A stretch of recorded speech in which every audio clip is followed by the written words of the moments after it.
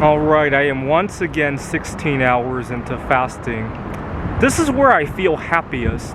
If I could have it my way, I wish I could live the rest of my life in a 16-hour fasted state, right? Unfortunately, there's no such thing, right? By the time I fast 30-some hours, I start getting a little woozy, and then by 50-some hours, I get delusional. I wish I could just permanently freeze myself at that 16-hour mark. I really do. I've tried to find ways to do that, hacks around that. I cannot. The closest approximation of that is to just stop eating all carbohydrates. But even then, I haven't been able to do that forever. I still get very lightheaded. But that's the closest approximation I have for freezing myself at 16 hours. Now, this week, I get to fast for Yom Kippur.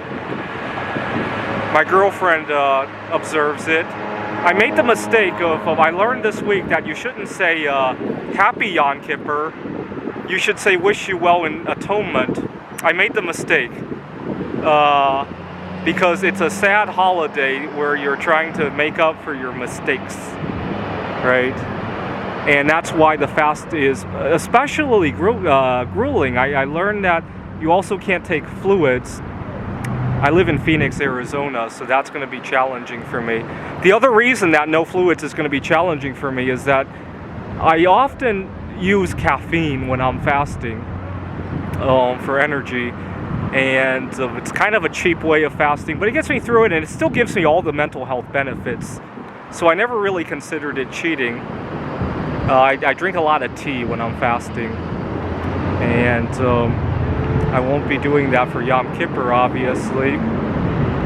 The other challenge is that, well, no washing, not a big deal. My body usually smells pretty good when I'm fasting, but no sex. I'm going to guess that includes masturbating. That's going to be challenging for me because masturbating is usually what I do to give myself pleasure when I'm fasting, right? Let's face it, I love food just like anybody else. I just don't like some of the side effects that food gives you, right? The heavy-heartedness, I'm not so concerned about my weight. It's mostly the mental health side effects of food that I really despise. And that's why I don't really consider it cheating when I substitute caffeine or the masturbating. But of course, that doesn't fit in with Yom Kippur.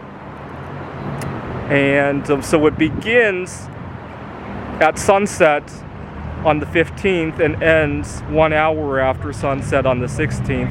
I gotta look up how they set the dates. I haven't really looked into that. And the idea is to atone for all your misdeeds and to ask for forgiveness, right? Like a one-day kind of sentence, right, for forgiveness. That's why you don't say Happy Yom Kippur, right?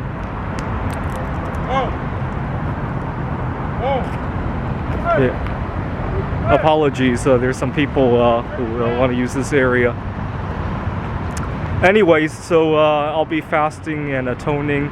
Maybe after this fast, I'll finally find my answer to how to be as happy as a 16-hour fast permanently, right? Maybe that's my, I've been having misdeeds this year, and that's why. But to give you an idea of how happy I was, what just happened back there, let me tell you, some panhandlers were trying to approach me, and I was in the middle of recording a video, so I really didn't give them any attention, and they were throwing stones at me, and, you know, I'm just happy-go-lucky, you know, I can let go of that and walk away. It's broad daylight. If it were nighttime, I'd probably be want to take care of that, turn off the camera and take care of that, but, you know, live and let live, right?